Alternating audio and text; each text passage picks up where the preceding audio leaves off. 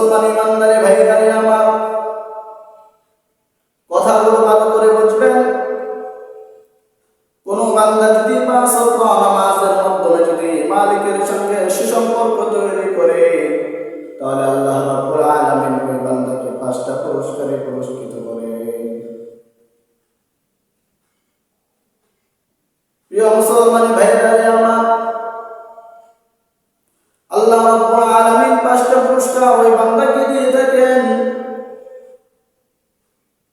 যে মুসলমান বান্দা 5 ওয়াক্ত নামাজ 5 বেলা আল্লাহর কুদরতি পায়ে সিজদা দিয়ে দেয়, আল্লাহ রাব্বুল আলামিন ওই বান্দাকে 5টা পুরস্কারে পুরস্কৃত করেন।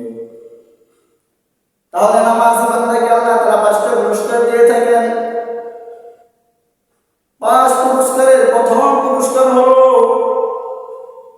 আল্লাহ রাব্বুল আলামিন ওই বান্দাকে প্রথম নাম্বার যে পুরস্কারটা দিয়ে থাকেন, ওই বান্দার 1 নাম্বার পুরস্কার হলো আল্লাহ তাআলা তার রিজিকের অভাবগুলোকে দূর করে দেন। তাহলে আল্লাহ রাব্বুল আলামিন 1 নম্বরে তার রিজিকের অভাব দূর করে দেয়।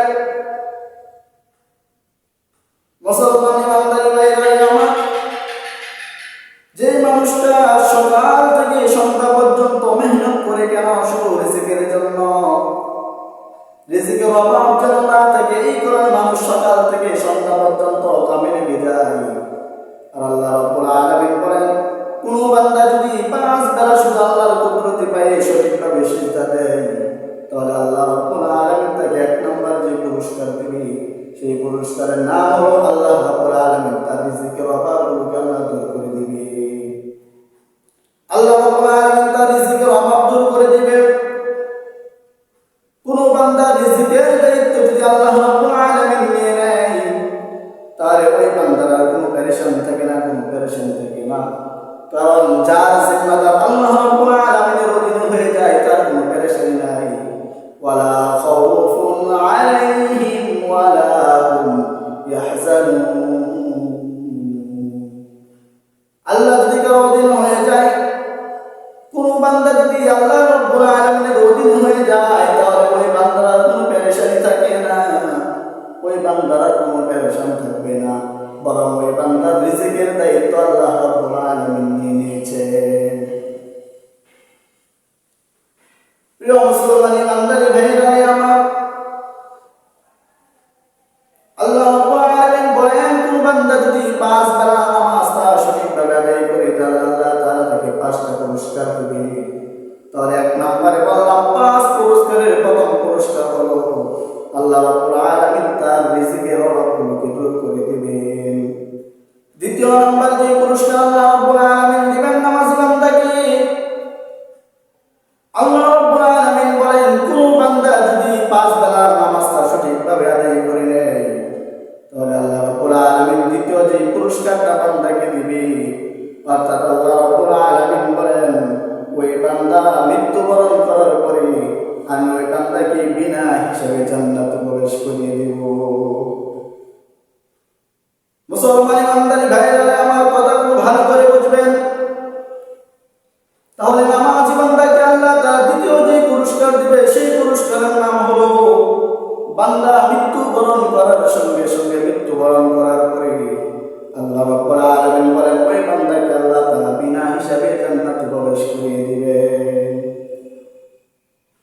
মুসলমান ইমানদারি ভাইরা আমার, নামাজি বান্দার তৃতীয় নম্বর পুরস্কার হলো আল্লাহ রাব্বুল আলামিন বলেন, কোন বান্দা যদি সঠিকভাবে যদি ঈমানের সহিত যদি 5 ওয়াক্ত নামাজ পড়ে, 5 বেলা যদি আল্লাহর কুদরতি পায়ে সিজদা দিয়ে দেয়, আল্লাহ রাব্বুল আলামিন বলেন, বান্দাকে তৃতীয় নাম্বার যে পুরস্কারটা দেবে, ওই তৃতীয় নাম্বার পুরস্কার হলো আল্লাহ রাব্বুল আলামিন বলেন, বান্দাকে তার আমলনামা ডান হাতে দিয়ে দিবে। তাহলে তৃতীয় নাম্বার পুরস্কার হলো আল্লাহ রাব্বুল আলামিন তার আমলনামাটা ডান হাতে দিবে। আর কাল হাসরের ময়দানে যার আমলনামা ডান হাতে আসবে, ওই বান্দাটা হাসতে হাসতে আল্লাহর বানানো জান্নাতে প্রবেশ করে ফেলবে। মুসলমান ইমানদারি ভাইরা আমার, আল্লাহ রাব্বুল আলামিন নামাজি বান্দার চতুর্থ নম্বর পুরস্কার হলো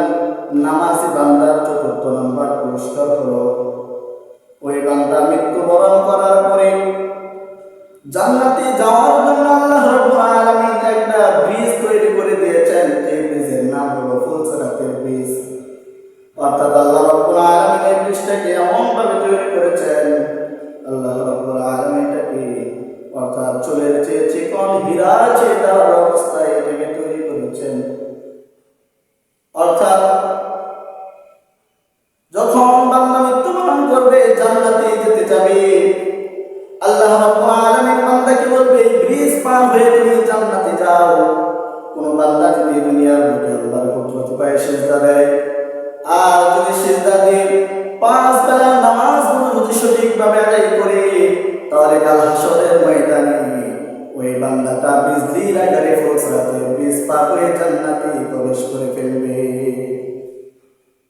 মুসলমানি বান্দার ভাইরা আমার, নামাজ বান্দার 5 নাম্বার পুরস্কার হলো, আল্লাহ রাব্বুল আলামিন বলেন যদি কোন বান্দা 5 বেলা নামাজ পড়ে, অর্থাৎ যদি 5 ওয়াক্ত নামাজের সময় যদি কোন বান্দা আল্লাহর কুদরতি পায়ে সিজদা দিয়ে দেয়, আল্লাহ রাব্বুল আলামিন বলেন আমি ওই বান্দার প্রতি রাজি খুশি হই, আমি ওই বান্দাকে 5 নাম্বার যে পুরস্কার দেব, বলে আমি ওই নামাজি বান্দার চেহারাগুলোকে সুন্দর উজ্জ্বল করে দেব। মুসলমানি বান্দার ভাইরা আমার,